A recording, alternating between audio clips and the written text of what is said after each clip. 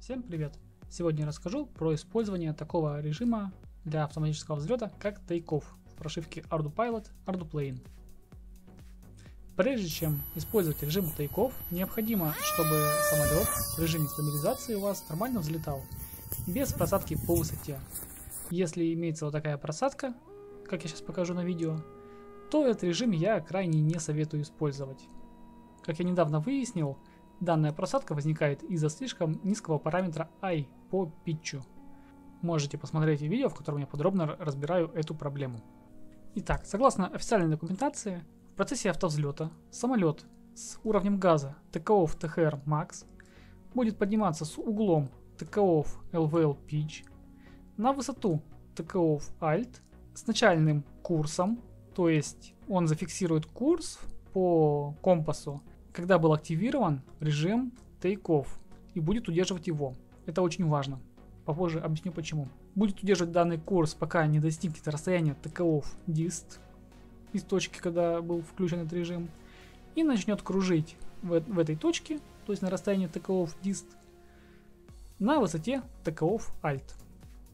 До тех пор, пока не сменится режим.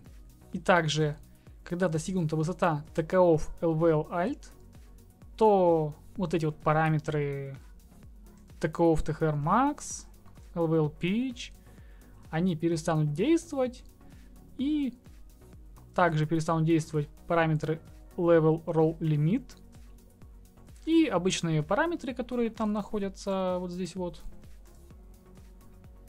Config, Basic Tuning, то есть вот эти параметры начинают снова функционировать. Важное замечание про удержание курса. То есть, как гласит документация, как было проверено на собственном опыте, в момент активации режима Take-Off фиксируется курс по компасу, куда смотрит нос самолета.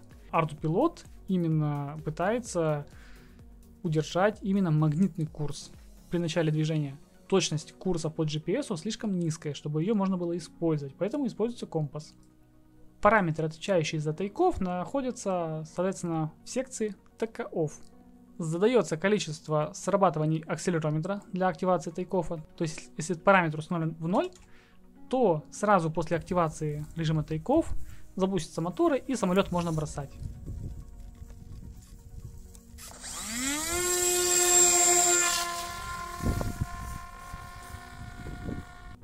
Если же этот параметр установлен в единицу, то необходимо хотя бы один раз встряхнуть самолет, либо его бросить.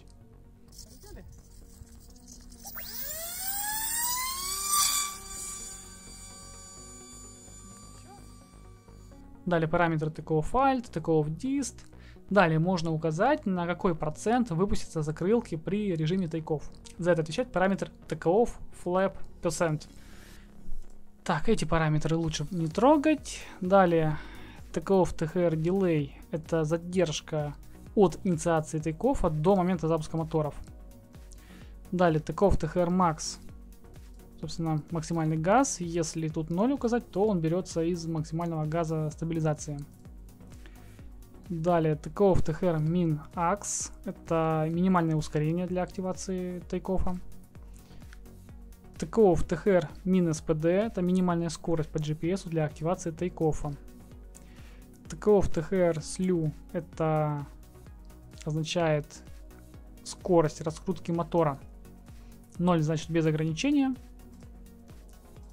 Если указать какое-то число, то мотор будет раскручиваться не сразу с 0 до 100% оборотов, а постепенно, более плавно, более мягко. И сейчас покажу, как проходит автовзлет. В данном случае на Zoe HD Dart 250G у меня следующие параметры, которые отвечают за автовзлет. И взлетает он следующим образом.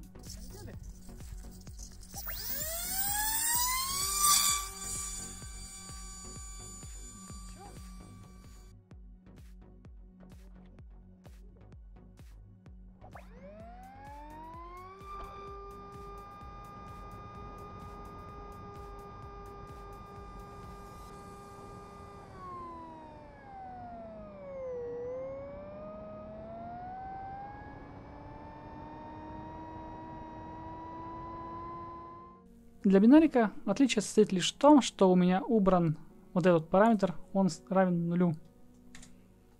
И у бинарика моторы стартуют сразу автоматически после включения режима Take-Off.